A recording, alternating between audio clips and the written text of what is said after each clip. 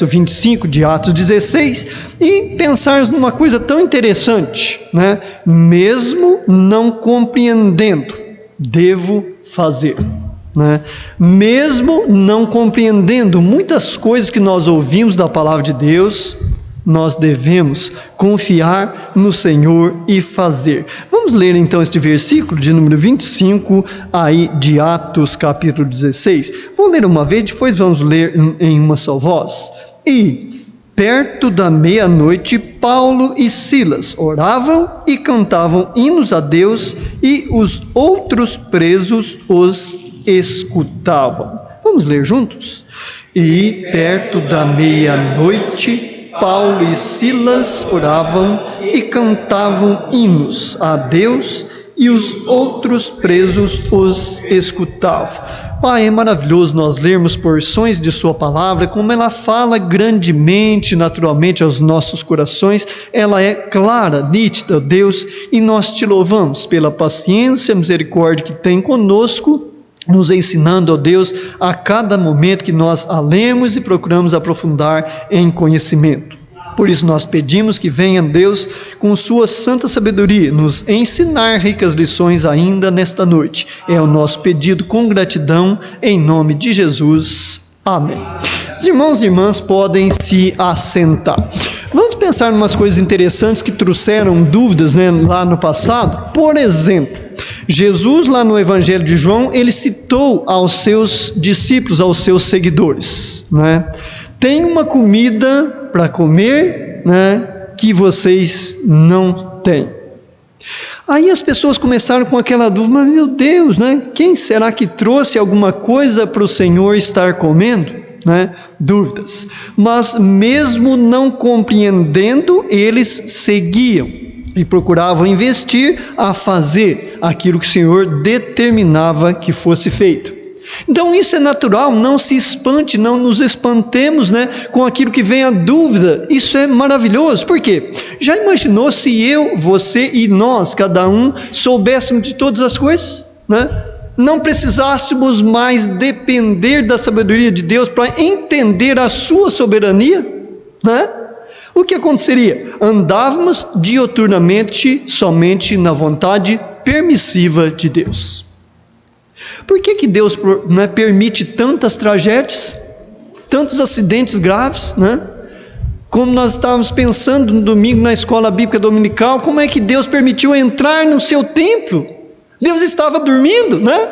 Então vejam quantas dúvidas nos vêm ao coração, mas isso não deve nos desanimar em procurar fazer aquilo que devemos, não é verdade? Algumas vezes a incompreensão é parte natural da nossa existência, né? Para que Deus permitiu ocorrer isto na minha vida? Eu fico imaginando, irmãos, eu olho para muitos conservos nossos do passado, e principalmente a pessoa de José, mais conhecido, né? Mas que José, irmão, está dizendo? O padrasto de Jesus? O de Arimateia? Não, o José, chamado José do Egito. Não sei por que apelidaram, né, José do Egito, que, né, viveu grande parte realmente da sua vida no Egito, mas eu fico imaginando, né, José, ao ser vendido pelos seus irmãos, né, este fato triste que aconteceu durante anos, certamente José não entendeu nada. Ele não entendeu nada. Isso certamente passou na sua mente, no seu coração.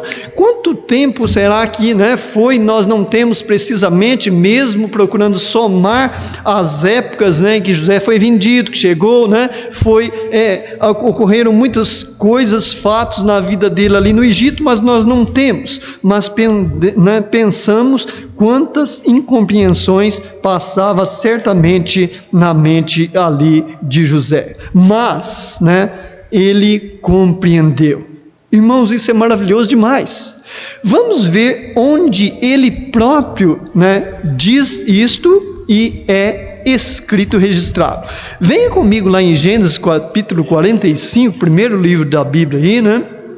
O livro de Gênesis. Vamos olhar para o capítulo 45 e vermos o que a própria pessoa de José disse, né?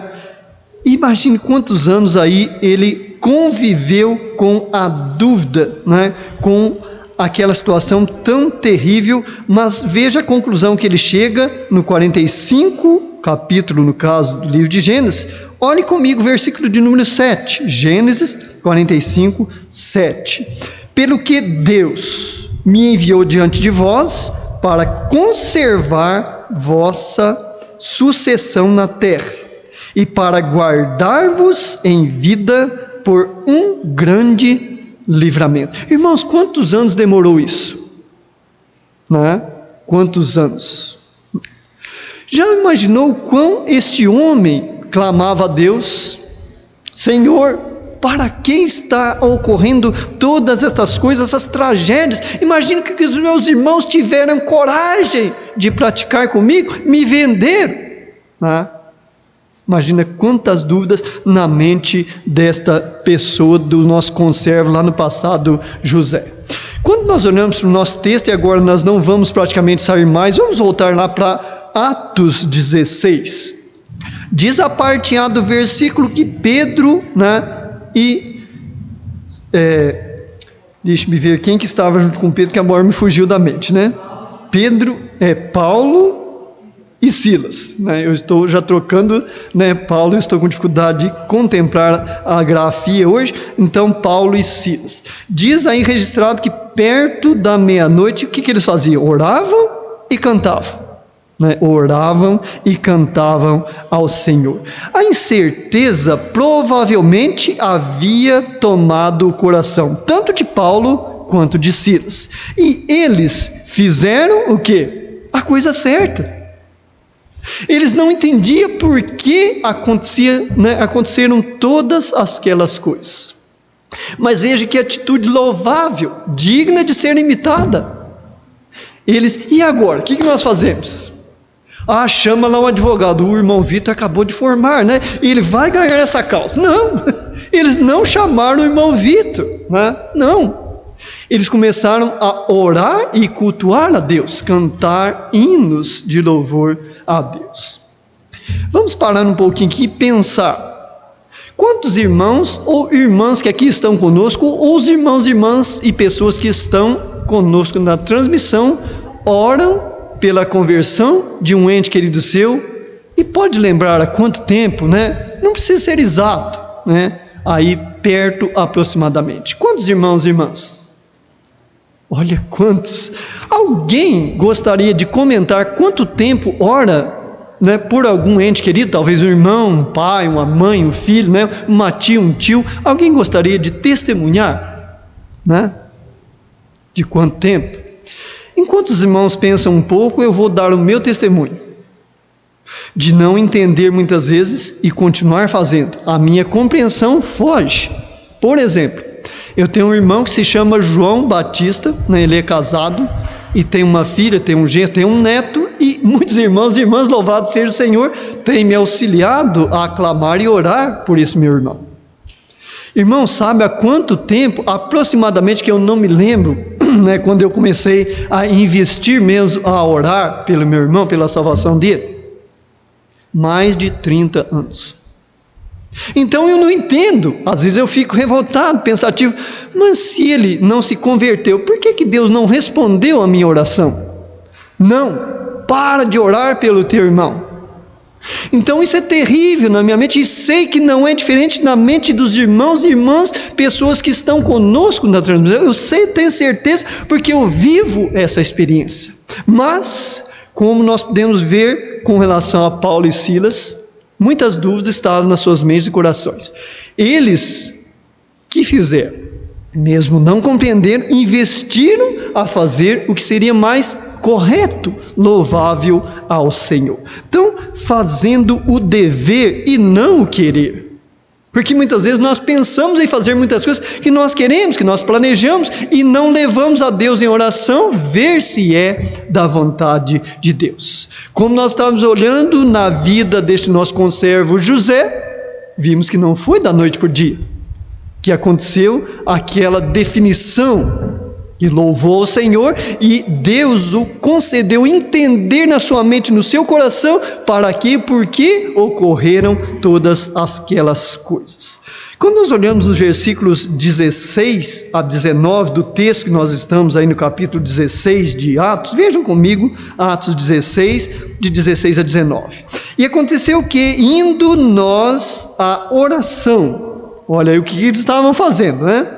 Nos saiu ao encontro uma jovem que tinha espírito de adivinhação, qual, adivinhando, dava grande lucro aos seus senhores. Esta, seguindo a Paulo e a nós, clamava, dizendo: estes homens que nos anunciam o caminho da salvação são servos do Deus Altíssimo. E fez ela isto por muitos dias, e Paulo, perturbado, voltou-se e disse ao Espírito: em nome de Jesus Cristo, te ordeno que saia dela. E na mesma hora saiu. O 19, e vendo seus senhores que a esperança de seu lucro estava perdida, prenderam Paulo e Silas e os lançaram à praça, à presença dos magistrados, fazendo o dever e não aquilo que deseja.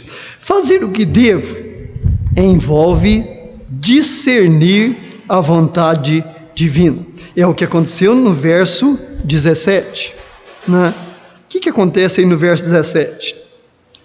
Estava seguindo Paulo e a nós e clamava dizendo: estes homens que nos anunciam o caminho da salvação são servos do Deus Altíssimo.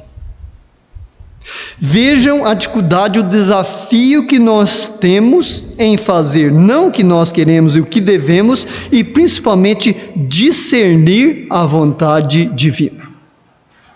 O que havia de errado, aparentemente, horizontalmente olhando para a vida desta menina? Ela xingou a Paulo, maltratou a Silas, maldizeu a Deus, né? Vejam aí o desafio. E Paulo, e interessante detalhe, verso 18, e isto ela fez por muitos dias. Então, como ocorreu com o nosso conservo José lá no passado, as coisas não acontecem, você ora, eu oro, Deus responde. Deus diz não. Então, vejam, literalmente por muitos dias ela fez isto. Então Deus, Ele não pede que façamos as coisas rapidamente. Esse detalhe é muito importante. Porque senão acha que se Deus não conserva na minha mente, no meu coração, na mente dos irmãos e irmãs que estão aqui e nos corações, né, esta convicção, essa certeza, Atos 16, 31, crendo no Senhor Jesus, será salvo tu e a tua casa. Promessa de Deus. Então, quando nós mantemos essa confiança e agimos fazendo não aquilo que queremos, mas o que necessitamos fazer, as coisas vão acontecer com certeza. Então, fez ela por muitos dias. Deus não pede que façamos as coisas rapidamente, num impulso ou talvez numa emoção despertada por alguém ou por algo. Como isso é terrível.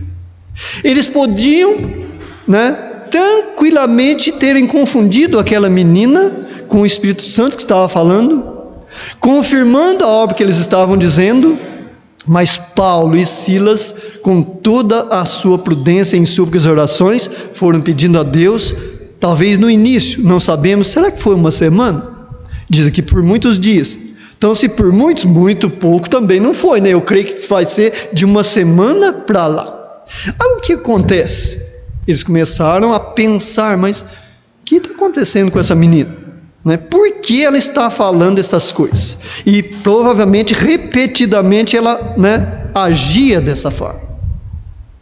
Então vejam a importância de procurar fazer as coisas para Deus, não por um impulso, por uma emoção. É como o amor.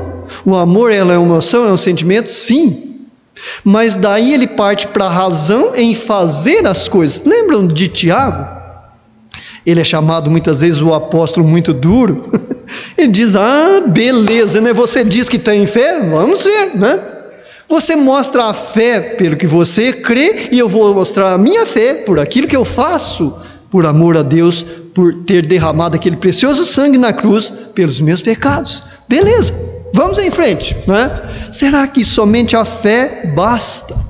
Queria indagar então, né?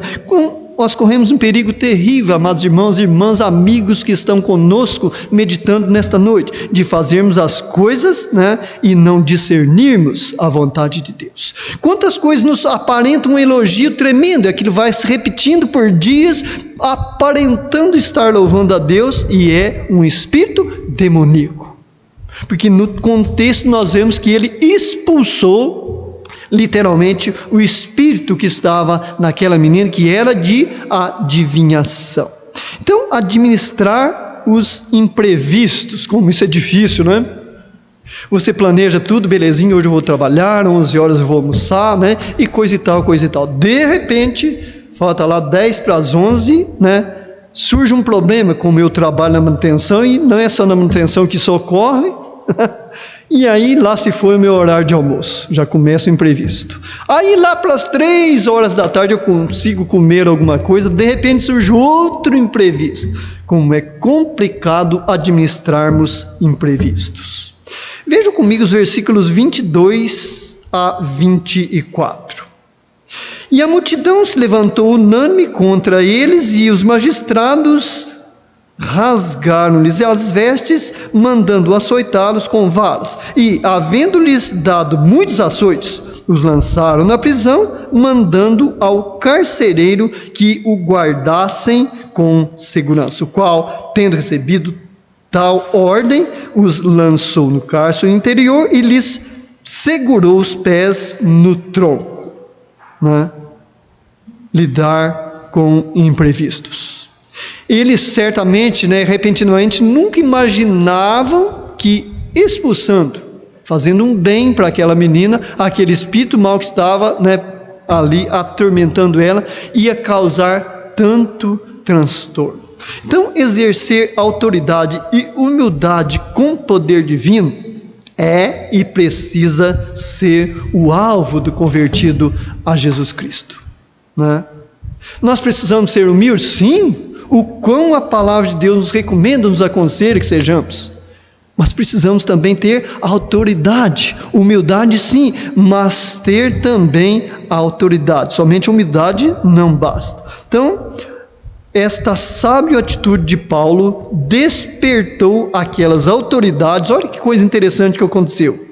Sobre o erro cometido quando elas agiram por impulso, né? Praticando grande injustiça contra Paulo e Silas.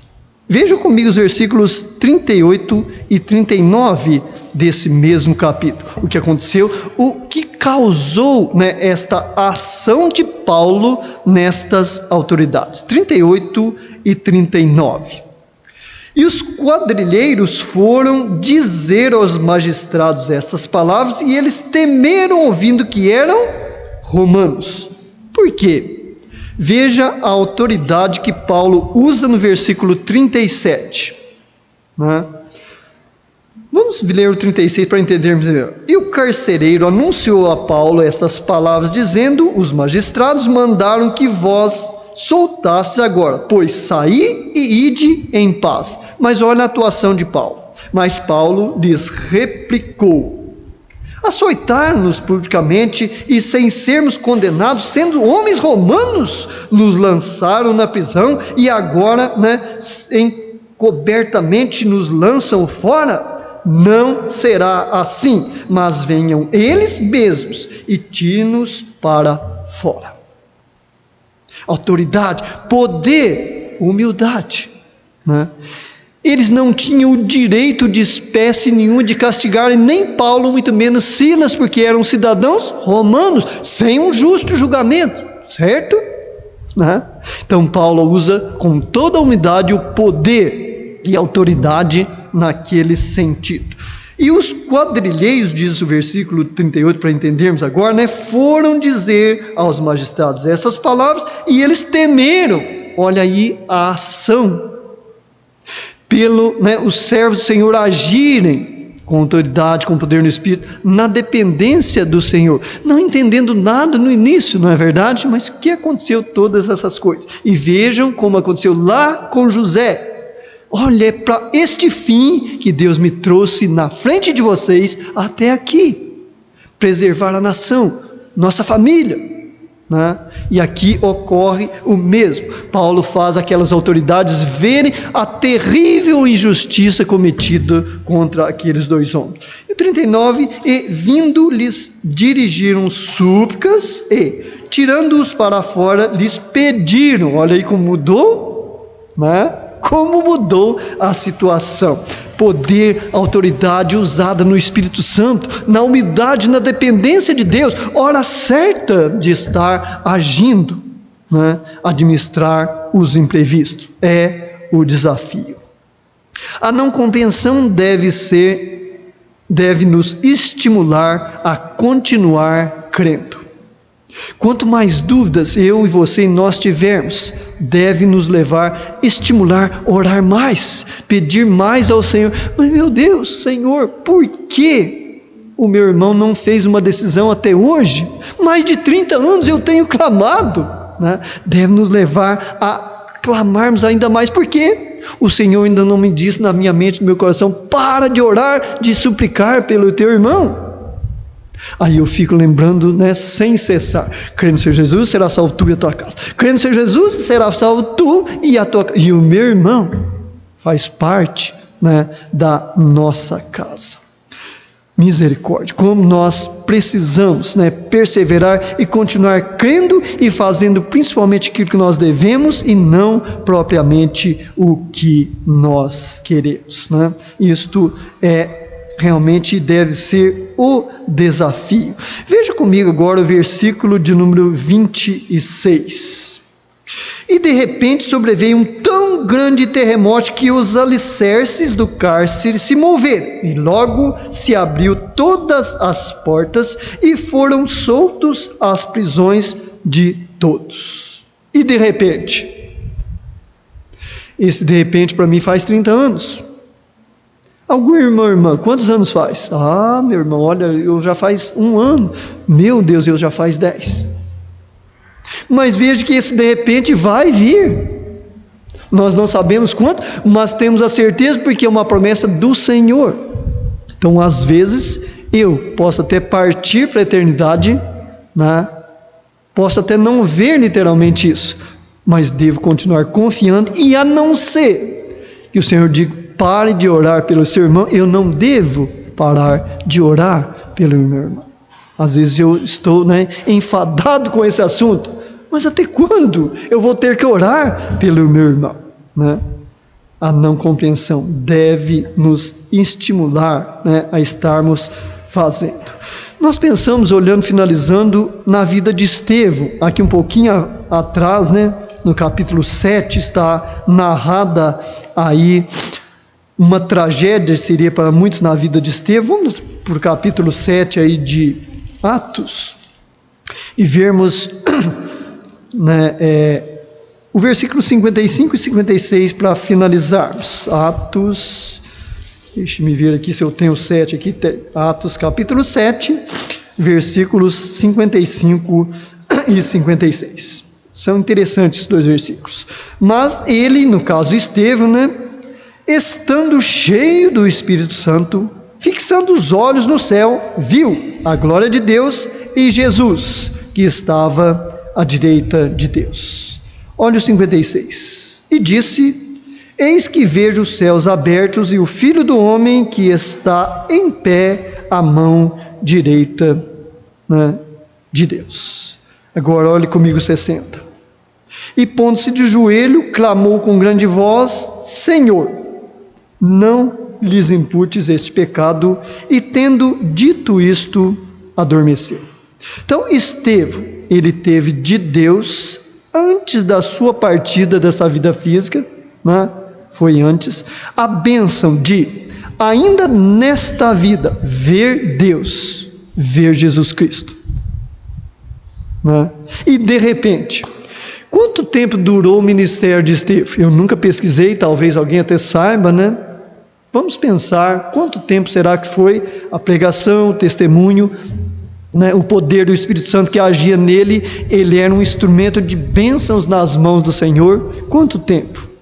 Mas viram aquela de repente ali de Silas e Paulo, né? Terremoto, aquele trovão abre tudo, né? E tudo sai. Então, olha como valeu a pena Estevão continuar falando, eles ali ameaçando, apedrejando. Deus concedeu a ele. E eu fico imaginando, embora não esteja registrado na Bíblia, na palavra de Deus, às vezes nós não ouvimos porque as pessoas partiram para a eternidade, mais ou menos dentro dessas circunstâncias de Estevão. Mas quantos olharam para os céus e viram literalmente Jesus e Deus? Mas quantos? Mesmo não compreendendo como nós devemos fazer aquilo que nós precisamos, que nós devemos fazer. Isso deve realmente nos estimular, olhando, né, para a vida de Estevão, para a vida de, né, Silas e Paulo, e quantos nós podemos enumerar aqui. Pedro, eu não sou digno, não está na Bíblia, né? Não, mas diz a história cotidiana que ele não quis morrer como seu mestre, crucificado normal, mas crucifica-me de cabeça para baixo. Imagine se Pedro também, certamente não viu a pessoa de Deus e a pessoa de Jesus Cristo, né? Imagine se não. Então, olha, irmãos e irmãs, como vale a pena, mesmo nós não estamos entendendo como nós começamos ali naquele salmo. Olhamos, né, a incompreensão de José, de Paulo, de Silas, de Estevão. Mas, meu Deus, poderia dizer Estevão, por que me ocorrem todas essas coisas? Eu não tenho feito a sua vontade, não tenho vestido, não tenho pregado a sua palavra. Meu Deus, não deixe que isso aconteça comigo. Não, pelo contrário, ele investiu ali e fez o que era certo. Como aqueles dois servos, não estavam entendendo nada e louvavam a Deus, e cantavam, e oravam ao Senhor. Culto dentro da prisão, pão, pés e mãos atados e amarrados, mas não impediu que eles cultuassem ao Senhor, que cantassem e louvassem ao Senhor. Então vamos, né, pensar nesta questão, mesmo que nós não compreendamos, vamos realmente fazer aquilo que a palavra de Deus orienta, aquilo que nós aprendemos muitas vezes nos hinos, né? Quantos hinos, e não podemos ser levados só pela emoção do hino, da letra bonita, a música, né? Mas pela razão, né? Quantos hinos fala ao nosso coração, que bênção. Pai, mais uma vez nós somos gratos a Ti por este momento tão precioso, ó Deus, que nos dá, e mesmo não compreendendo totalmente a Sua vontade, ajuda-nos, ó Deus, que isso não seja desculpas para não fazermos aquilo que devemos e precisamos fazer. Que a Sua misericórdia e graça possa estar, como tem sido com cada um de nós, nos ajudando, nos animando, avivando, ó Pai, a Tua igreja, para que assim, brevemente, certamente o Seu Filho está voltando, possa nos encontrar, ó Pai, fazendo aquilo que devemos fazer, e possamos ouvir aquela doce palavra de Seu Filho amado: bom e fiel você é. Pouco fostes fiel, no muito entrai para o descanso do seu Senhor. Louvado seja o Seu nome por essa promessa maravilhosa, ó Deus, e por permitir também trabalhar na Sua obra. É a nossa oração de gratidão, em nome de Jesus. Amém. Se eu passo a palavra ao pastor que estará fazendo o encerramento.